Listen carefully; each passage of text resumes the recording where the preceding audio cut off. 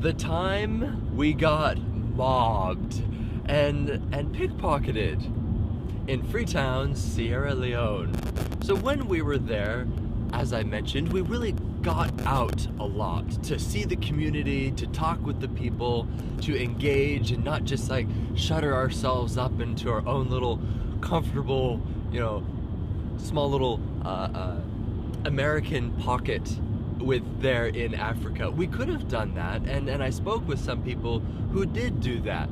They were just not comfortable getting out of their comfort zone, which was very sad because on one occasion we were walking along and the traffic there is so horrendous, and there are no sidewalks either. So how do you walk on a street with no sidewalks and a lot of people? Well, you sort of do this thing where between cars you walk on the road, and then as a car comes you jump out of the way, and they don't slow down. It's like they will just keep going and squish your toes. Oh wow. So it's not unheard of to be walking along in Freetown and to bump vehicles. Just they're right there, and sometimes it's kind of fun. You just tap a vehicle, sort of letting them know, hey, I'm here, that was a close one. Wow.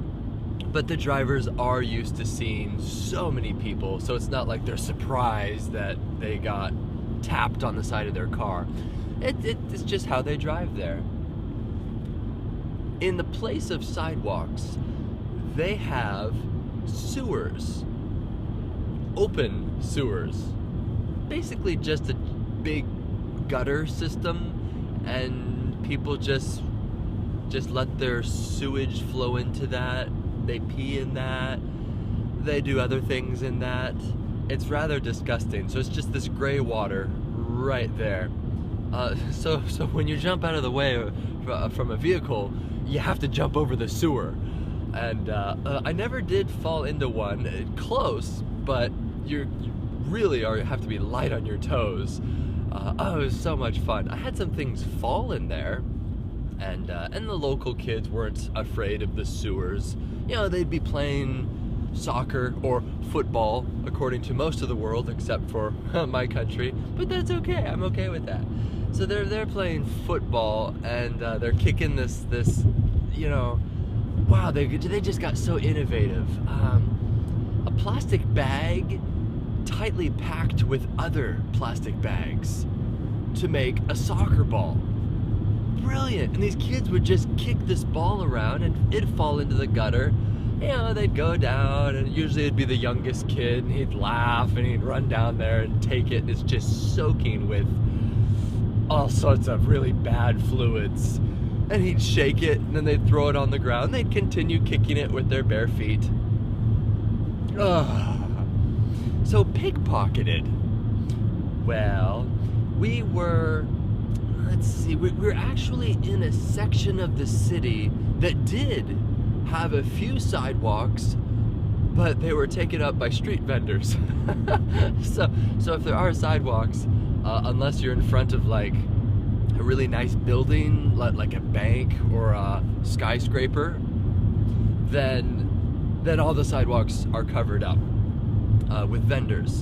And so we were still sort of on the street, and I remember a taxi coming along behind us and getting really close to us, and it wasn't quite necessary because there wasn't really anybody on the other side, but it created this bottleneck sort of between us and another car that was parked there.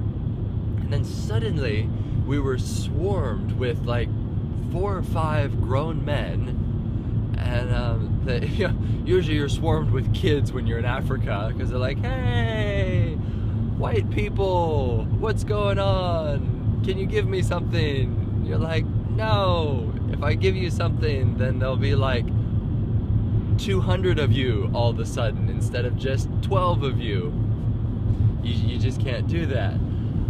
But these were grown men swarming us, and they had their hands in all our pockets, and wow, it just happened so fast they were planning this for a while, and wow, tailing us. I don't know if they had actually designed this taxi cab to come along and create this bottleneck, but I was smart. Yes, I'm going to be smugbo here for a moment. I did not have anything in my pockets.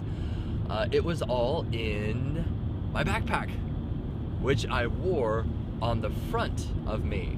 So if I just like put my hands up like a martial arts pose here, sorry, I just watched a Bruce Lee movie last night, so I have to do that sound now. By the way, side note, Bruce Lee was a horrendous actor. My shoe could say his lines better than he could. And this isn't being like a racist thing, like, oh, it's because he didn't know English very well. No, he did end up knowing English pretty well, living here in Seattle. He couldn't act. Great martial artist, but he couldn't act.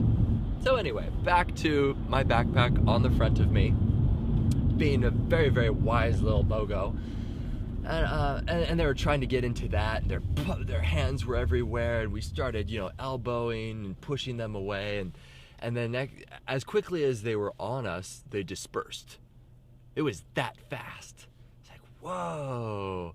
No one got anything taken from them because, we were there for quite a while, and we knew how to deal with not keeping valuables in your pockets. Wow. But on one occasion, Lewis, my good friend, he did get something taken from him. And I was walking behind him. I'm trying to remember what it was. I think it was his sunglasses. And they were sort of perched on top of his head. And now, if you're gonna steal something from someone, don't go for their sunglasses that are located right on top of their head. There has to be something easier on their body. Well, this guy, once again, this was a bottleneck, couldn't really go anywhere very quickly. And this guy came towards us and just casually reached up, plucked these sunglasses off of Louis Swan's head, and just proceeded to walk away. Whoa! Now, I've mentioned before that people of Freetown are very, very friendly people. Most of them are not pickpockets and thieves. They live very hard lives, but most of them are just really nice people. Try going up to anybody on a street corner in any country, and you'll probably get sort of straight-armed by them. Like, I don't want to talk to you right now. But there, everybody's cool. Like, oh yeah, I want to talk with you. And so, you leverage that when you are in need, and you loudly say, that man stole something. And people will be on that man so fast. It is so magnificent. And this guy was just whoosh, wow, enveloped. Like he was, let's see, I need a metaphor. In a gymnasium, they have these foam pits that you can, jump into. And when you jump into it, you just kind of disappear from all these little foam blocks wrapping around you. Or like a ball pit. That's a good metaphor. This guy got covered like he jumped into a ball pit. Bam! And so, wow, Lewis is a really nice guy, but he just got fire in his eyes, and he got his finger and he pointed it right into his chest, and he started just reading him the riot act. Wow, it was great. It was so great. He did get his sunglasses back, and the guy was just like, matter of fact, like, what? They were right there. I was gonna take them.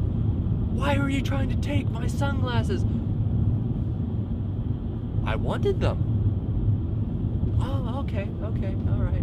No! Pickpocket. So those are two fantastic pickpocketing experiences in Sierra Leone. Yes, wear the backpack on your front. You may feel silly, but but it's totally worth it.